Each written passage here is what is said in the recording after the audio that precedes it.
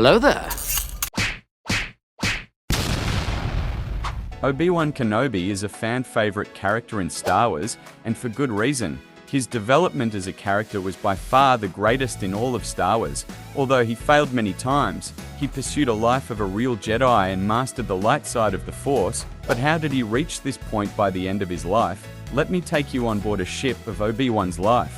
Obi-Wan Kenobi was supposedly born on the planet Stewjon, which was made up by George Lucas as a joke whilst on a talk show with Jon Stewart. As he had no real backstory, we don't really know what he did until he was 13 years old. By this time, he had completed basic training and became Qui-Gon Jinn's Padawan. As we all know, Qui-Gon was a great teacher who taught Obi-Wan the good nature of the Force. Qui-Gon was a fatherly figure to him and their relationship had a strong bond. This helped Obi-Wan to learn quickly and he became a powerful Padawan. However, Obi-Wan experiences his first tragedy by witnessing Qui-Gon losing the fight against Darth Maul, evidently dying instantly. Although Obi-Wan was able to get his revenge for Qui-Gon by slicing Maul in two, this doesn't give him back his best friend, and he still hadn't completed his entire training. To add salt to the wound, Obi-Wan then had to look after and train a young Anakin Skywalker, which was his master's lifelong goal. This decision changed Obi-Wan's life forever. After training the Chosen One for many years, Obi-Wan grew fond of Anakin and he thought of Anakin as a brother. Through the training of Anakin, he was also learning himself and got given the title of Jedi Master. Throughout the Clone Wars, Obi-Wan fought side by side with Anakin and their biggest fights were with Count Dooku and General Grievous. To be honest, Obi-Wan struggled against Dooku, as his strength in the Force was quite weak compared to a lot of people. This is why having Anakin at his side was really helpful to him. However, what Obi-Wan lacked in Force sensitivity, he gained in leadership, as he was very persuasive and encouraging and cared for his clone troopers. Obi-Wan and Anakin were always polar opposites, with Anakin being confident and outgoing and Obi-Wan being selfless and a team player. Also, Obi-Wan worked hard to get where he was and Anakin was a natural. This was partly the reason why Anakin started disagreeing with his master and the light side teachings, but he was also guided into the dark side through Palpatine's persuasion and Anakin's fear of Padme dying. This then led to Obi-Wan's second tragic event, which is no other than the Battle of Mustafar. This is when Anakin finally turns completely to the dark side and Obi-Wan was tasked to track him down and stop him.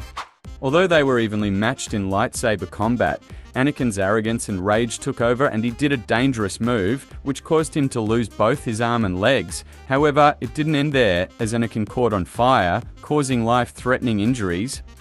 It was so bad that he had to be sent into emergency surgery that lasted several days. This is when we see the iconic Darth Vader we know and love.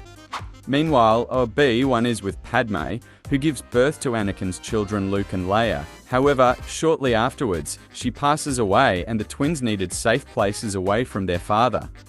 The twins were then split up, with Leia being given to Senator Bail Organa and Luke being sent to Tatooine to live with Owen in Peru. Obi-Wan then decided that after everything that happened with Darth Vader, it would be better if he exiled himself to Tatooine, keeping a low profile and looking over Luke Skywalker.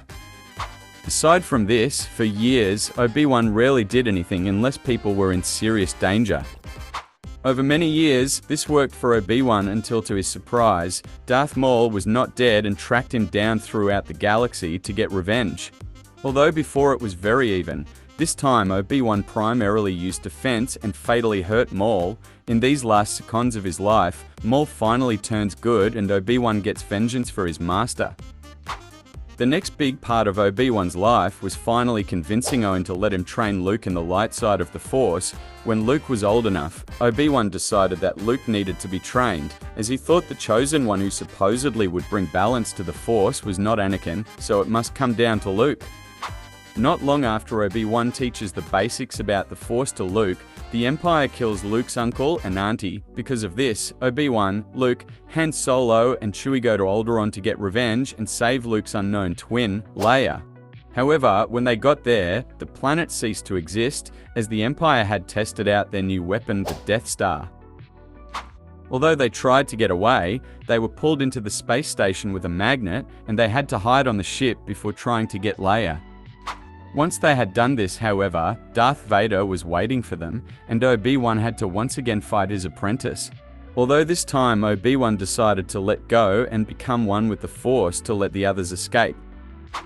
Although this seemed like the end of Obi-Wan's life and legacy, this was far from the truth. Obi-Wan later appeared to Luke as a Force ghost, showing that he is eternal in the Force. Furthermore, with Obi-Wan's and Yoda's training, Luke was able to fight his father, Darth Vader, and finally bring balance to the Force. Overall, Obi-Wan had one of the greatest roles in Star Wars. He started from nothing, and with hard work, he became a Jedi Master and trained the strongest character in Star Wars. Once that went wrong, he then exiled himself and got revenge for his master before training up Luke, who eventually brought balance to the Force.